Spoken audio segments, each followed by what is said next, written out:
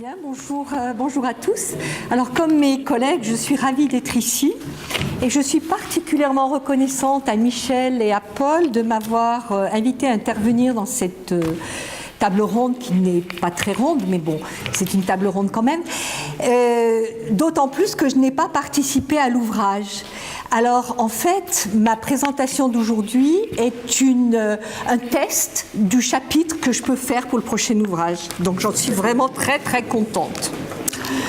Voilà. Et pourquoi je n'ai pas participé à l'ouvrage précédent? C'est parce que, en fait, j'ai rejoint BSI il y a juste quelques semaines, donc il n'y avait pas le temps d'écrire un chapitre.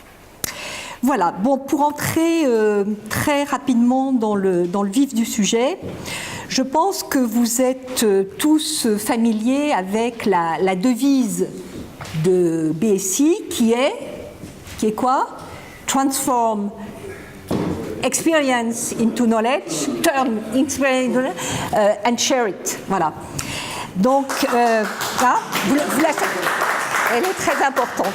Une collègue qui a lu le slogan BSI, c'est pour ça d'ailleurs est très fière. Parce qu'il y a 25 qui viennent, il y en a une qui a retenu le slogan. C'est pour ça alors. Merci voilà. Marie-Josée. Donc dans les minutes qui viennent, on n'en a pas beaucoup, mais comme le texte n'est pas encore écrit, je vais peut-être déraper un peu. Non, je rigole. Je voudrais mettre le projecteur sur une idée qui n'apparaît pas dans la devise et qu'il me semble extrêmement important de souligner, c'est d'ajouter « turn experience into knowledge with conscience ». Alors bon, comme on est tous français, francophones, il y a un petit air de famille avec une phrase célèbre de Rabelais qui est « science sans conscience n'est que ruine de l'âme ». Alors, dans quel sens j'entends conscience ici, dans ce contexte? La conscience a deux dimensions, l'aspect éthique évidemment, qui n'a pas encore été tellement évoqué ici, et l'aspect travail réflexif, être attentif de manière réflexive, ce que le professeur Martinet appelle le travail épistémique. Prendre du recul pour réfléchir sur ce que l'on est en train de faire et pourquoi on est en train de le faire. Donc le but de ma présentation, c'est d'essayer de vous montrer très, très rapidement pourquoi c'est important d'ajouter avec conscience et ce que ça implique dans la pratique. Et tout ça en 5 minutes et 3 slides. Oups, on l'a déjà beaucoup insisté là-dessus et donc l'exposé de Nicolas Poussin a été particulièrement centré sur ce sujet. Les managers sont des producteurs de connaissances insues. C'est-à-dire qu'ils ne savent souvent pas qu'ils les ont, ils les portent, mais ils n'ont pas pris le temps ou ils n'ont pas une envie de faire le travail d'essayer d'expliciter ces connaissances. Or, quand on ne les explicite pas, eh bien, on ne peut pas les partager. Et quand on ajoute « with conscience » dans la devise de BSI, je dirais que c'est d'aller de la production de connaissances involontaires et insues au développement de connaissances conceptuelles qui soient faites de manière donc délibérée, intentionnelle et rigoureuse en tirant parti de connaissances managériales. Alors, quand on dit ça, il y a la question de qu'est-ce que la rigueur? J'ai entendu parler de rigueur scientifique. Alors, je vais mettre le projecteur maintenant sur cette question. Non, c'est pas celui-là, c'est celui-là. Dans quel sens est-ce que j'entends rigueur? Eh bien, la rigueur, je vais la définir au sens d'un terme anglais qui s'appelle cogency, et qui ne réduit pas la rigueur à une rigueur technique dans la mise en œuvre de techniques ou d'instruments. Cogency, je n'ai pas su le traduire, ça veut dire une argumentation est cogent quand elle est intelligible au plan théorique et au plan pratique, intelligiblement fondée. Excusez-moi, je traduis, j'avais préparé en anglais, on m'avait dit qu'il y aurait des anglophones, donc j'avais préparé, donc je traduis à toute vitesse là ce que je voulais dire et surtout ce terme. Donc, je reprends. Argumentation cogent, c'est lorsque les arguments paraissent fondés de manière théorique et pratique, qu'ils sont convaincants, qu'ils sont persuasifs et qu'ils répondent « they are appealing to intellect and powers of reasoning ». Voilà, c'est la définition que j'avais trouvée en anglais et qui m'intéresse beaucoup. Donc on dira qu'un processus de développement de connaissances est rigoureux. Vous voyez, je ne parle pas de scientifique, je parle de rigueur. Quand le chercheur peut fournir une justification cogent de toutes les étapes qu'il a suivies dans sa recherche et de toutes les inférences qu'il a effectuées à partir du processus de génération de connaissances, de génération de data jusqu'au résultat.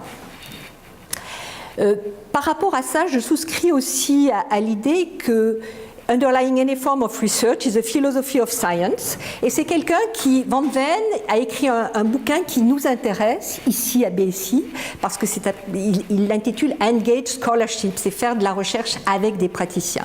Et c'est vraiment important qu'il évoque aussi cette question, d'autant plus qu'il est américain et a été président de l'Academy of Management aux États-Unis au début des années 2000.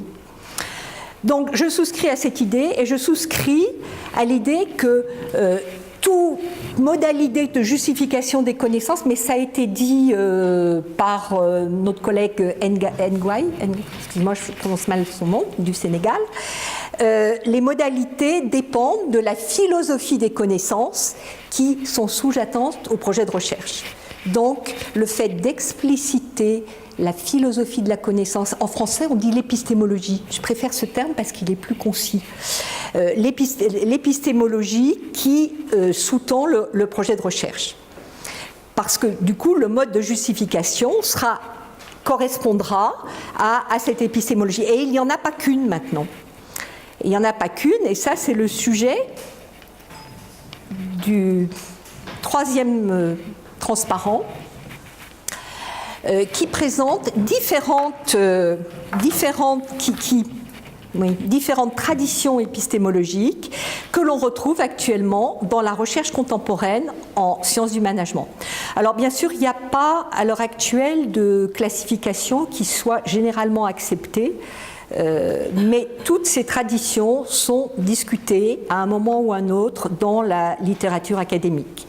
Donc on a pas mal parlé de Popper rattaché au post-positivisme, mais il y a d'autres traditions comme le réalisme critique, le constructivisme pragmatique et l'interprétativisme qui est un grand chapeau contenant différentes écoles de pensée.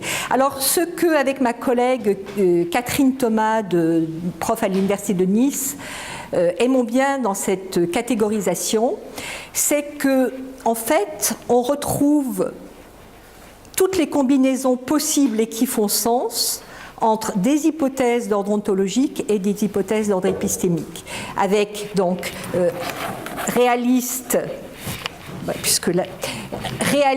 alors une ontologie réaliste dans ces deux cas-là, mais avec une épistémologie objective ou relative dans le réalisme critique, et après, pas d'hypothèse fondamentale dans le constructivisme pragmatique sur ce qui existe, et une vision relative de la connaissance, et dans le dernier cas, une ontologie relativiste.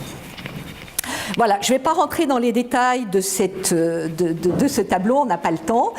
Beaucoup de choses sur ce tableau sont écrites dans le chapitre en référence. Et puis, pour ceux qui veulent en discuter, je suis disponible toute la journée puisque je serai là. Je n'ai pas encore fini, non. Juste un dernier point pour conclure rapidement. Pour revenir sur cette question de la transformation d'expérience en science avec conscience, eh bien, qu'est-ce que j'ai voulu dire ? Eh bien, j'ai voulu dire qu'il s'agit de prendre un point de vue, une distance critique une réflexion critique sur ce qu'on est en train de faire, dans quel but et comment on le justifie dans la tradition épistémologique dans laquelle la recherche est fondée. Et cela n'implique certainement pas, absolument pas, que les chercheurs en management deviennent des épistémologues. Ce n'est pas ce que l'on nous demande.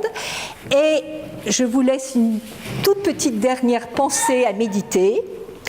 le fait d'inscrire une recherche dans une tradition épistémologique, c'est un acte qui est basé sur des croyances informées et personnelles. Je vous remercie pour votre attention.